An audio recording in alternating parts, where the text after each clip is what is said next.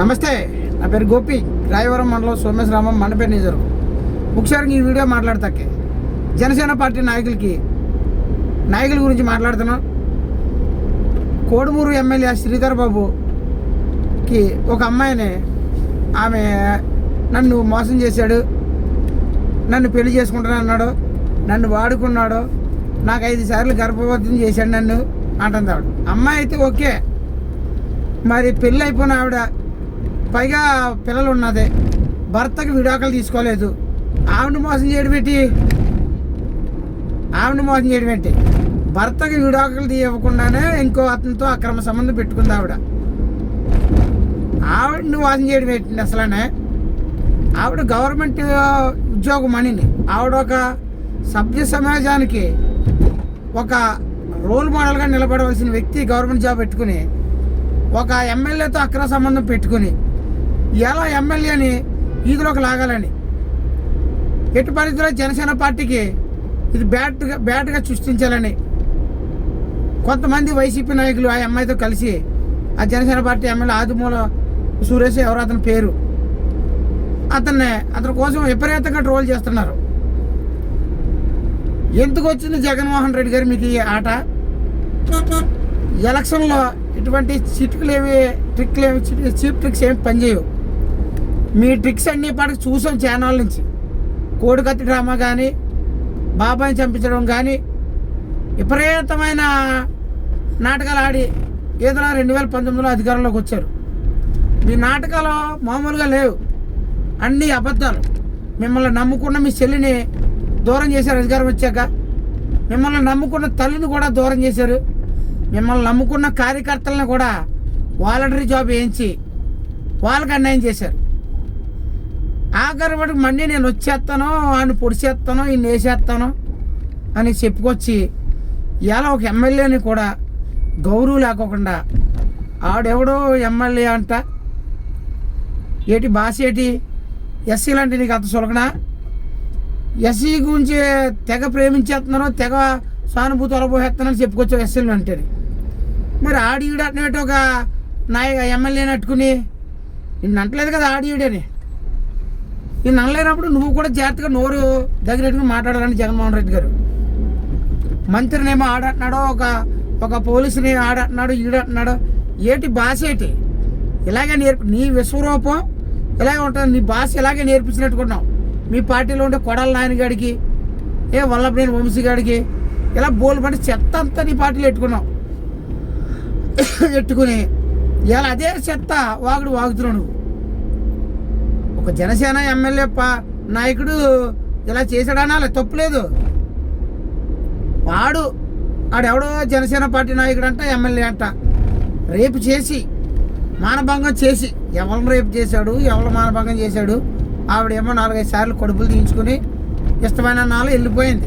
మొగుడికి విడే సీట్లు ఇవ్వకోకుండా అయ్యగారు తమరు వచ్చి శ్యామల, మన వైఎస్ఆర్సీపీ అధికార ప్రతినిధి శ్యామల గారు, మీరు అంతా ఏకమయ్యి ఆ ఎమ్మెల్యేని బయటికి లాక్కి రావాలని, జనసేన పార్టీని భ్రష్టు పట్టించాలని, మీరు ఆడే గేమ్ అంతా జనసేన పార్టీని లేకుండా చేయాలని ఆడుతూ ఉన్నారు. జనసేన పార్టీ లేకపోతే మనం నగ్గేస్తాం. జనసేన పార్టీ ఎప్పటికీ ఉంటుందయ్యా బాబు జగన్మోహన్ రెడ్డి. నీకులాటోని వేటాడతాకి ఖచ్చితంగా జనసేన పార్టీ ఉంటుంది. ఎందుకంటే మీ అక్రమాలు, మీ అన్యాయాలు, మీ వ్యవహారం అంతా దారుణంగా ఉంటుంది మాట. ఇంత దారుణంగా మాట్లాడతామని ఎక్స్పెక్ట్ చేయలేదు. అయినా నీ గురించి అంతా తెలిసిపోతుందిలే.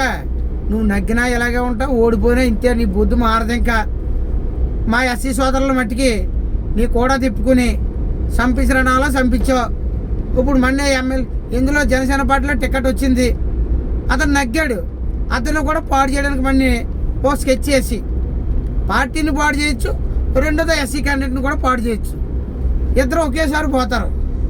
రెండోది నెక్స్ట్ ఎలక్షన్లో మన క్యాండిడేట్ నిలబడి నగ్గేయచ్చని సొల్లు కౌరులు చెప్పి జనాలను ప్రసారం చేస్తున్నావు. నీ సొల్లు కౌరులు ఎవడు ఇంట్లోకి సిద్ధంగా లేడు. ప్రతి నియోజకవర్గంలోని కూడా నిన్ను వెంటాడే జన సైనికులు ఖచ్చితంగా ఉంటారు. ఏ నియోజకవర్గం అయినా సరే 175 నియోజకవర్గాల్లోని కూడా నిన్ను వెంటాడతాక జనసేన పార్టీ ఎప్పుడు సిద్ధంగానే ఉంటుంది.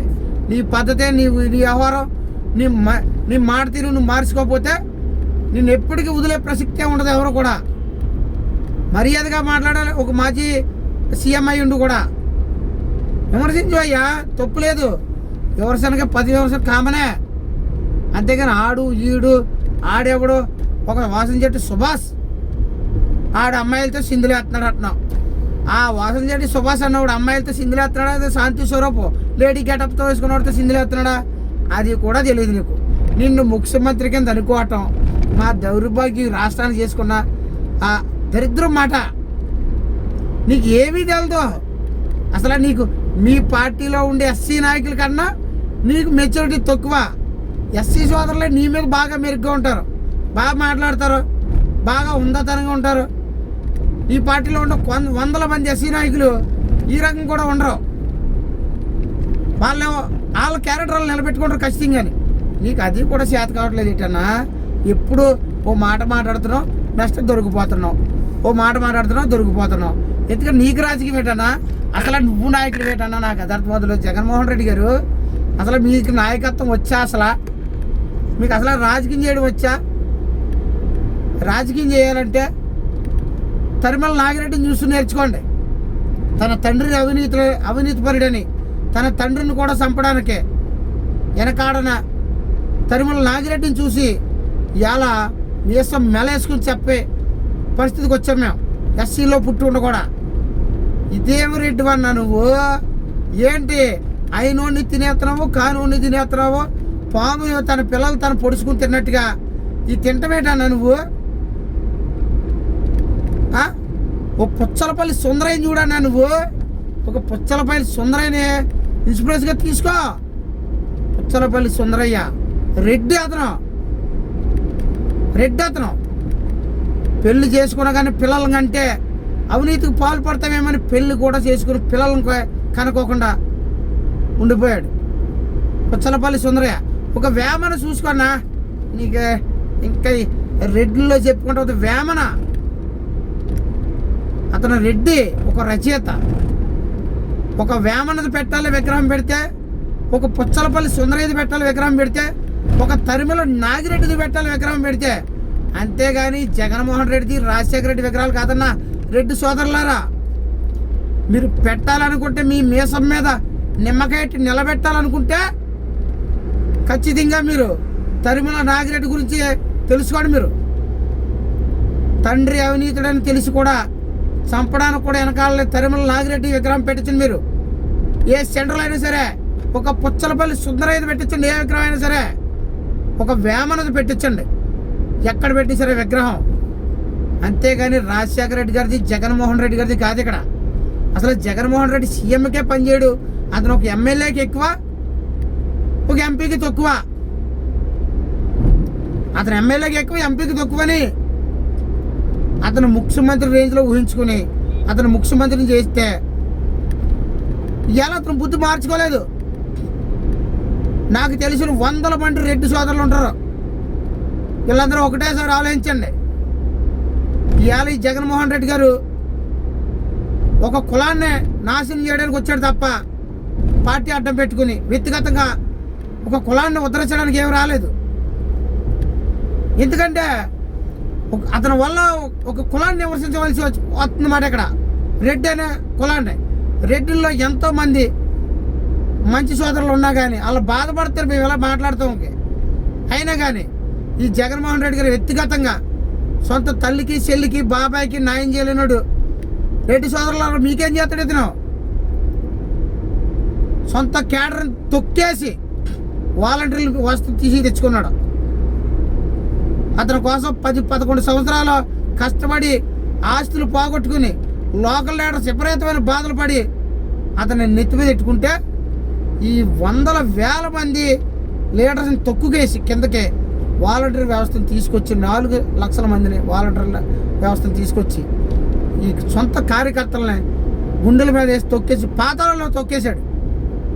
ఈ 1000 మంది మన అధికారంలోకి వస్తామో నాన్ని వేసేస్తాను, ఈ అధికారంలోకి వస్తాము ఈయన వేసేస్తాను, సప్త సముద్రాల ఆతలో తీసుకొచ్చేస్తాను, నాకు నచ్చిన కాడ సంతకం పెట్టించుకుంటాను, పెట్టించుకుని పెట్టకపోతే చంపేస్తాను, చంపేసి ఆయాలు చెప్పాను కదా అని మళ్ళీ ఆడి మీద వేసేస్తాను. ఇదే చెప్పేది జగన్మోహన్ రెడ్డి గారు తీరు. జగన్మోహన్ రెడ్డి గారు రాజకీయం చేయండి, ఉందోతనగా మాకులాంటి లీడర్స్ అయ్యో జగన్మోహన్ రెడ్డి గారు పార్టీలోకి రావాలి, అతను మాట తీరు బాగుంది, అతను నమ్ముకున్న వాళ్ళు వదిలేస్తాడు, అతను నమ్ముకుంటే మనం ముందుకు వెళ్ళొచ్చు రాజకీయం. కానీ మనకు ఆస్తులు బొక్క బోడిసి ఏం అక్కర్లేకపోయినా కానీ నిజాయితీపరుడని జనాల్లోకి తీసుకురావాలి మీరు. ఇది పక్కకు పోయి అక్కర్లేని టాపిక్ ఎందుకొచ్చి డైవర్ట్ రాజకీయం ఎందుకొచ్చింది నీకు? 22 సీట్లు ఉన్న జనసేన పార్టీ కోసం, 21 సీట్లు ఉన్న జనసేన పార్టీ కోసం అతను విపరీతమైన వాళ్ళని టార్గెట్ చేసి పార్టీలు లేకుండా చేయాలని, ఇలా జనసేన పార్టీ అంటే కనపడకుండా చేయాలని విపరీతంగా తహతహలు ఆడిపోతున్నారు. ఒకసారి ఆలోచించండి ఈ ప్రజలారా, ఈ జగన్మోహన్ రెడ్డి గారి గురించి పూర్తిగా తెలుసుకోండి. మేమేమో చెప్పి దొబ్బుతేలు చేయని చెప్పట్లేదు. వాళ్ళ అమ్మ, వాళ్ళ చెల్లి, వాళ్ళ ఇంట్లో వాళ్ళు కూడా వచ్చి ప్రచారం చేశారు అతనికి ఓటేయొద్దని. మేమేదో అతని మీద దెంగిదేలు పెట్టుకుని ఇంకోళ్ళకి ఏదో మాకేదో ఆస్తులు వస్తాయని ఇంకోళ్ళకి ఏదో సపోర్ట్ చేస్తానని మేమే మాట్లాడట్లేదు. అతని తీరు మార్చుకోవట్లేదు. అతని పద్ధతి మార్చుకోకపోతే ఇంక ఇలాగే ఉంటుంది. జై భీమ్, జై జనసేన.